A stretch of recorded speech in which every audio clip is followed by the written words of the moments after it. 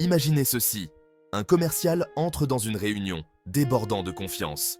Il se lance dans un argumentaire parfaitement rodé, soulignant chaque caractéristique et avantage de son produit. Mais il y a juste un problème. Il n'a pas pris le temps de vraiment comprendre les besoins du client. Le résultat? Une occasion manquée, un client frustré et un coup dur pour la confiance du commercial. Des études montrent que les entreprises perdent des milliards de dollars chaque année en raison d'erreurs de vente évitables. Chaque vente manquée se traduit par une perte de revenus, un potentiel de croissance réduit et un impact sur les résultats. Mais peut-être plus important encore, ces erreurs peuvent éroder la confiance des clients potentiels, nuisant à la réputation de la marque. La bonne nouvelle? Bon nombre de ces erreurs coûteuses sont entièrement évitables. En comprenant les pièges les plus courants de la vente et en apprenant à les éviter, les entreprises peuvent augmenter considérablement leurs chances de succès. Alors, plongeons dans l'univers de la vente en découvrant les erreurs courantes qui se dressent entre vous et votre plein potentiel commercial.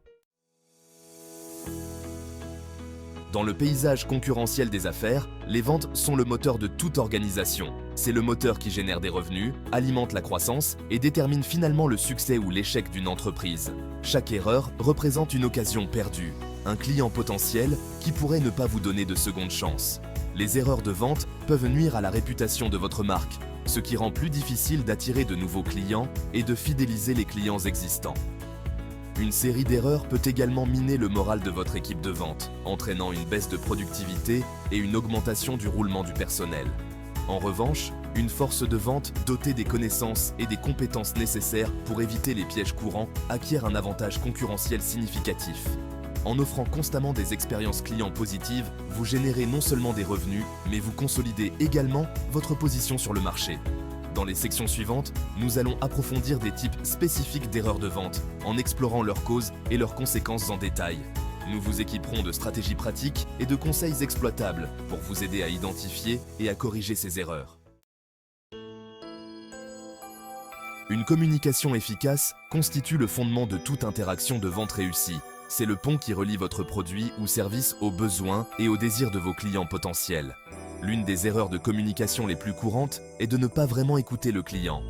Au lieu de se concentrer sur la compréhension des défis uniques du client, les vendeurs tombent dans le piège de la présentation générique.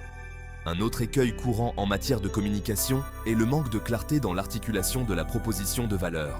Les clients ont besoin de comprendre non seulement ce que fait votre produit ou service, mais aussi en quoi il leur sera spécifiquement bénéfique. Pour éviter ces ruptures de communication, adoptez une approche centrée sur le client. Commencez chaque interaction avec une curiosité sincère, en posant des questions ouvertes pour découvrir les points faibles, les objectifs et les motivations du client.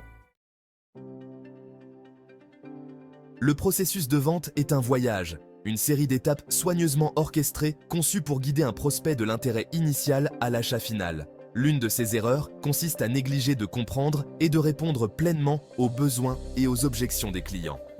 Chaque client est unique, avec son propre ensemble de priorités, de préoccupations et de motivations.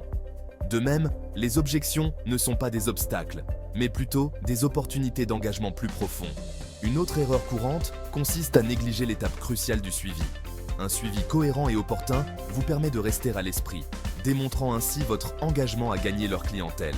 Enfin, l'absence d'un processus de vente structuré peut entraîner des incohérences et des occasions manquées. Un processus clairement défini fournit une feuille de route à votre équipe de vente, garantissant que chaque interaction avec un prospect est utile et le rapproche d'une décision. Dans le domaine de la vente, conclure une affaire ne doit pas être considéré comme la ligne d'arrivée, mais plutôt comme le point de départ d'une relation à long terme. De nombreuses entreprises commettent l'erreur de se concentrer uniquement sur l'acquisition, négligeant l'aspect crucial de l'entretien des relations avec les clients existants. Cette approche à courte vue peut entraîner une diminution de la valeur à vie du client, une augmentation des taux de désabonnement et des occasions manquées de ventes répétées et de recommandations. Le maintien de relations solides avec les clients existants exige une communication continue, une attention personnalisée et un réel désir de dépasser leurs attentes. Une autre erreur courante qui peut nuire aux relations avec la clientèle est d'ignorer les commentaires des clients. Ignorer ces précieux commentaires, qu'ils soient positifs ou négatifs, donne l'impression que vous n'écoutez pas et que vous n'accordez aucune importance à leur avis. Le fait de rechercher activement les commentaires des clients et d'y répondre montre que vous vous souciez de leur expérience et que vous vous engagez à vous améliorer en permanence. En considérant chaque interaction comme une occasion de renforcer la relation, vous transformez les clients en fidèles défenseurs de votre marque. Dans le monde trépidant de la vente, il est crucial de faire un suivi auprès des clients potentiels, mais il peut être délicat de trouver le juste équilibre entre la persévérance et le respect. Trop souvent, les vendeurs disparaissent après le premier contact ou bombardent les prospects d'emails et d'appels incessants. La clé d'un suivi efficace réside dans le fait d'être stratégique, opportun et d'apporter de la valeur à chaque interaction. Au lieu d'envoyer des emails génériques pour prendre des nouvelles, adaptez vos suivis aux besoins et aux intérêts spécifiques de chaque prospect. Faites référence aux conversations précédentes, partagez du contenu pertinent ou offrez des informations qui démontrent votre compréhension de leurs défis. Le timing est également primordial. Soyez attentifs à leurs signaux et ajustez la fréquence de vos suivis en conséquence. En maîtrisant l'art du suivi, vous pouvez augmenter vos chances de convertir les prospects en clients tout en favorisant des relations positives et durables. Les objections sont une partie inévitable du processus de vente. Elles représentent des moments d'hésitation, de préoccupation ou de questions qui surviennent lorsque des clients potentiels évaluent votre offre. Au lieu de cela, considérez les objections comme des occasions d'approfondir la conversation, de répondre aux préoccupations de front et d'établir des relations plus solides avec vos prospects. La première étape d'un traitement efficace des objections consiste à écouter activement et avec empathie. Évitez de l'interrompre ou de vous lancer immédiatement dans une réfutation. Une fois que vous avez pleinement compris l'objection, répondez avec clarté et confiance. Fournissez des informations factuelles, corrigez les idées fausses et proposez des solutions qui répondent directement à leurs préoccupations spécifiques. N'oubliez pas que la gestion des objections ne consiste pas à gagner une dispute, mais à établir un climat de confiance et à guider le prospect vers une décision éclairée. Imaginez une équipe de basket-ball entrant sur le terrain sans plan de match, se fiant uniquement au talent individuel et à l'improvisation. Sans un processus de vente structuré, même les vendeurs les plus talentueux risquent de se perdre, de manquer des occasions et de peiner à obtenir des résultats constants. Un processus de vente bien défini fournit une feuille de route à votre équipe, décrivant les étapes essentielles pour guider un prospect du premier contact à la conclusion de la vente.